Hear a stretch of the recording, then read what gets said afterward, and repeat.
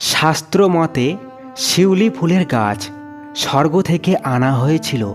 এই ফুলের কিছু টোটকায় জীবনে নানান সমস্যা থেকে মুক্তি পেতে পারেন। হিন্দু ধর্মে আমরা বিভিন্ন দিব্য ফুলের নাম পাই। এর মধ্যে একটি হলো ব্রহ্মকমল। আবার শরৎ এলেই যে শিউলি ফুল প্রত্যেকের মন মাতিয়ে দেয়, সেটিকেও দিব্য বলা যেতে পারে।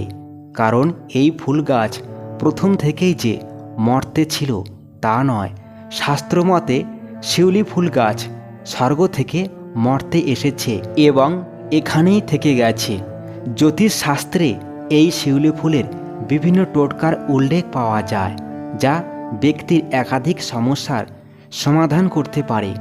ভারতে বিভিন্ন স্থানে শিউলি ফুল বিভিন্ন নামে ডাকা হয়, যেমন পারিজাত, হরসিঙ্গার, শেফালিকা ইত্যাদি। তো চলুন জেনে নেওয়া যাক এই ফুল কিভাবে পৃথিবীতে এলো এবং এর উপকারিতা কী। পৌরাণিক কাহিনী অনুসারে সমুদ্র মন্থন থেকে এই গাছ উঠে এসেছিল। ইন্দ্রদেব এই গাছ ইন্দ্রলোকে রোপণ করেছিলেন। নরকাসুর বধের পর কৃষ্ণ স্বর্গলোকে গেলে ইন্দ্র তাকে শিউলি ফুলের চারা উপহার দেন। সেই চারা পৃথিবীতে নিয়ে আসেন কৃষ্ণ। রুক্মিণীকে সেই চারা গাছটি দেন তিনি। হরিবংশ পুরাণে এই গাছ ও ফুলের উল্লেখ পাওয়া যায়। উত্তরপ্রদেশে এই ফুলের 4টি দুর্লভ প্রজাতির গাছের মধ্যে 2টি গাছ রয়েছে। দেব ও দানবের মাঝে সমুদ্র মন্থনের কাহিনী বর্ণনা করে শিউলি গাছ। শিউলি ফুলের কিছু টোটকা। 1. ধন লাভের উপায়। অর্থ আগমন কম হলে ও অপ্রয়োজনীয় কাজে অধিক অর্থ ব্যয় হলে 5টি শিউলি ফুল নিয়ে তা ভালো করে শুকিয়ে নিন। তারপর সেগুলিকে হলুদ কাপড়ে বেঁধে লকারে রেখে দিন। মঙ্গলবার এই উপায় করলে ধন আগমন সম্ভব। 2. শীঘ্র বিবাহের উপায়। মঙ্গলবার একটি কমলা কাপড়ে 7টি শিউলি ও গোটা হলুদ বেঁধে ঠাকুর ঘরে পার্বতীর ছবির সামনে রেখে দিন। এমন জায়গায় রাখবেন যাতে বাইরে থেকে আসা কোনো ব্যক্তির দৃষ্টি এতে না পড়ে।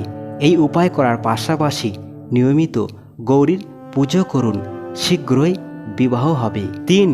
ঋণ মুক্তির উপায়। ঋণের বোঝা বাড়তে থাকলে শিউলি গাছের শিকড়ের একটি ছোট্ট টুকরো নিয়ে টাকা রাখার স্থানে বা নিজের পার্সে রেখে দিন। এর ফলে ধীরে ধীরে ঋণ মুক্ত ঘটবে। 4.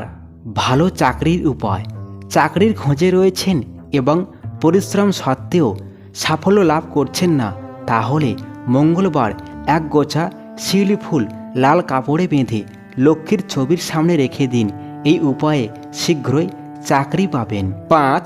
অসুস্থতা দূর করার জন্য কোনো মন্দিরের পাশে শিউলি গাছ লাগালে পরিবারে নেতিবাচক শক্তি বাস হবে না এবং সমস্ত রোগভোগ দূর হবে। মঙ্গলবার বজরংবলীর মন্দিরের পাশে এই গাছ লাগানো শুভ। ভিডিওটি ভালো লেগে থাকলে অবশ্যই লাইক, শেয়ার, কমেন্ট এবং এইরকমই আরও নতুন নতুন পৌরাণিক এবং ধর্মীয় ভিডিও পেতে অবশ্যই চ্যানেলটি সাবস্ক্রাইব করতে ভুলো না যেন।